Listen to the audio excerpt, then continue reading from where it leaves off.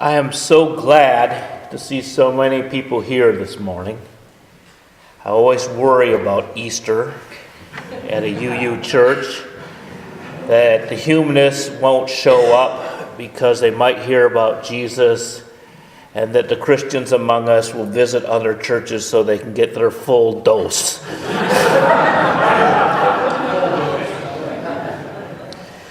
The Gospel of John reports that Jesus said to his disciples, "Very truly I tell you, whoever believes in me will do the works I have been doing, and they will do even greater things than these."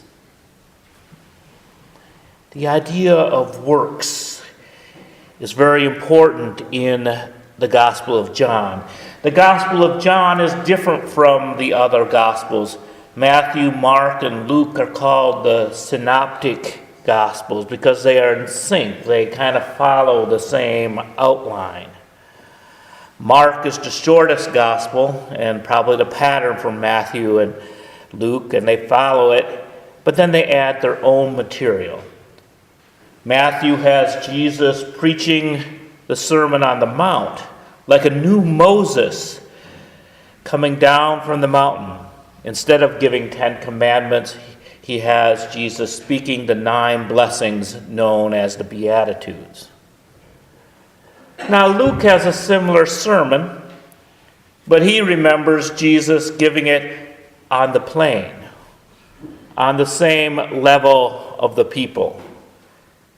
And instead of saying, "Blessed are the poor in spirit," which is Matthew's call to humble reverence, Luke reports Jesus as saying, "Blessed are the poor," indicating Jesus' concern for the poor. And he also reports Jesus saying, "Woe to the rich," showing that Jesus was a revolutionary out to change the social order. Now, these are not necessarily contradictions. It's perfectly possible and probably likely that Jesus gave various versions of the same sermon at various locations. But the gospel writers chose what stories to write down. And this gives the scholars clues to each writer's bias and purpose. And so throughout Matthew, you can see Jesus being presented as the new Moses. He even has Jesus traveling to Egypt so Jesus can come out of Egypt like Moses. Whereas Luke has special material, has Jesus always concerned for the poor and about releasing the captives. And so you can see a little clue into who the authors were and what they thought was important about Jesus. In John, you don't have to kind of search out hints for the author's bias. John himself writes, Jesus performed many other signs in the presence of his disciples, which are not recorded in this book. But these are written that you may believe that Jesus is the Messiah, the Son of God, and that by believing you might have life in his name. And that idea of having the life of Jesus for the disciples. And see, in the passage I read earlier, where Jesus said the disciples would do greater things than he's reported as saying, "It is the Father living in me who is doing his work. Believe me when I say I am in the Father and the Father is in me." Or at least believe the evidence of the work themselves. And this is the passage that Emerson was referring to when he talked about everybody claiming their access to God. So what are these works of Jesus, of God, that John reports and have the disciples exceed him in greatness? Now, the first miracle that John reports is the turning of water into wine. And I've often marveled at what this says about Jesus. Instead of being a pious teacher, he was known as a good host, celebrating life and love. Now, I'm afraid that his disciples have not followed this sign. The drinking of wine became a ritual about drinking blood, hardly a jovial occasion. John's gospel is alone in not reporting the Last Supper, that is, communion. Even Paul, who seldom quotes Jesus in all his letters, quotes Jesus as established in communion. John does not talk about the bread being the body of Christ. He does not speak about the wine being the blood of Christ. Rather, he alone reports that Jesus interrupted the Passover meal to wash his disciples' feet. And this was to show humility.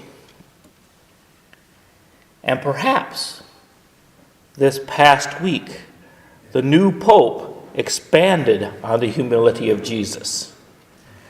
Foot washing has become a ritual in Christian circles. And usually during Holy Week, the Pope washes the feet of some priests that are selected to have an audience with him. But this new Pope went down to the juvenile detention center and washed the feet of the prisoners, which included 2 young women, one of whom was Muslim. This broke liturgical law.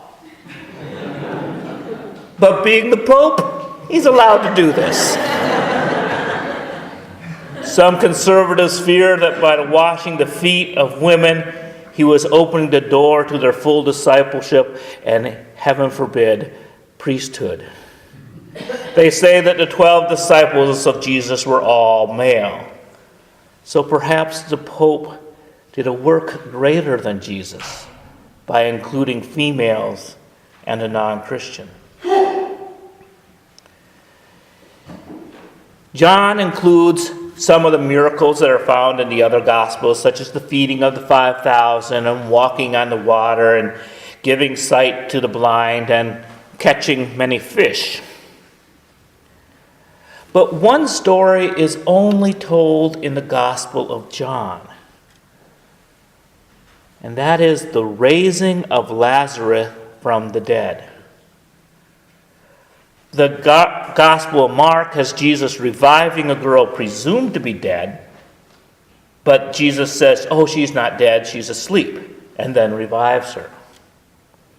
But the Gospel of John reports that Lazarus was in the tomb for 4 days. And when Jesus said, "Open the tomb," people said, "Hey, that's going to smell." But before the tomb was rolled away, the stone of the tomb was rolled away, Jesus proclaimed, "I am the resurrection and the life. The one who believes in me will live even though they die." And then Lazarus was raised from the dead. Raising people from the dead. Have the disciples of Jesus exceeded Jesus in this task? I'm here to testify that they have. On March 2nd, the heart of my wife, Gail, stopped. It was 30 minutes before they were able to start it again. And once they started it, they did not fully revive her. Instead, they placed her in a medically induced hypothermic coma. They reduced her body temperature to around 90 degrees Fahrenheit, the modern equivalent of a cold, dark tomb. And on the third day, she rose out of the coma and into consciousness.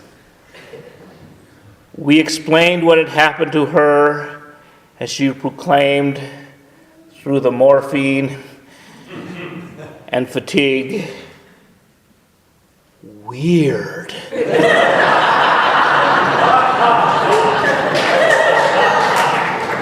And indeed it was weird. She had come back from the dead. And while she was sleeping, I walked the halls of the cardiac care unit.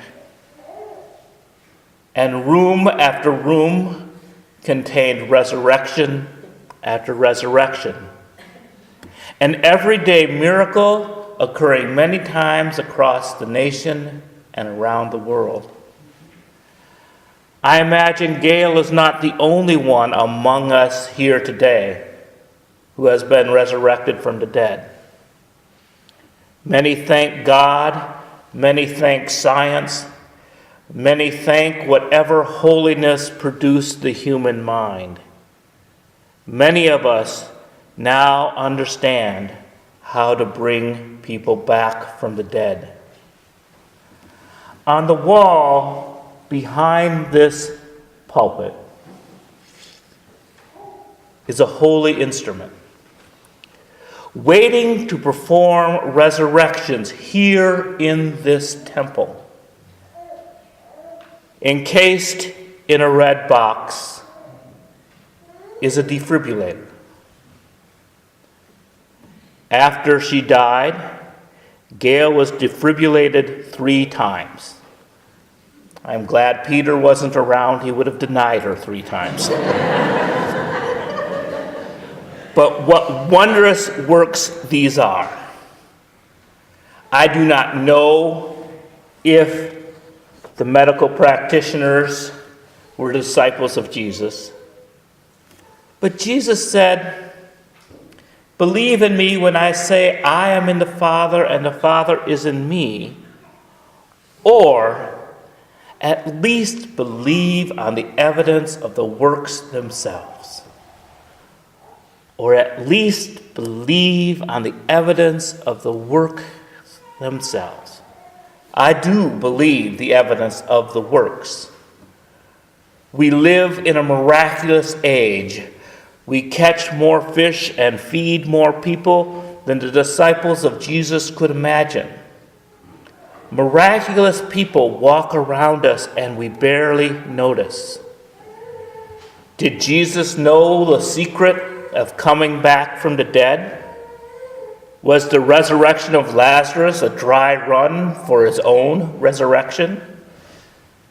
The Passover Plot, a controversial best-selling 1965 book by British scholar, suggests that he did. And it kind of reminds me of Flatliners, a 1990 movie starring Kiefer Sutherland, Julia Roberts, and Kevin Bacon, about medical students who were experimenting with dying and bringing each other back to life. Or perhaps it was unintentional. Perhaps Jesus was removed from the cross prematurely, and the coolness of the cave produced a hypothermic coma, allowing his body to recover. Or maybe it was God raising Lazarus and Jesus from the dead. None of us were there. None of us truly know. All we have is faith and conjecture. But at least we can believe the evidence of the works themselves. Something happened long ago that impressed the disciples of Jesus, and it is still happening today in greater numbers, and that impresses me. We all have the potential to come back from the dead, maybe 2-3 times before we actually die. What shall we do with our extended lives? We are given second chance after second chance to get to know each other, to get to love each other.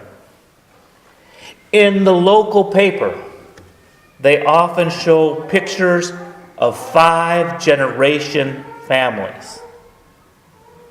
How many of us were held by our great-great-grandmother?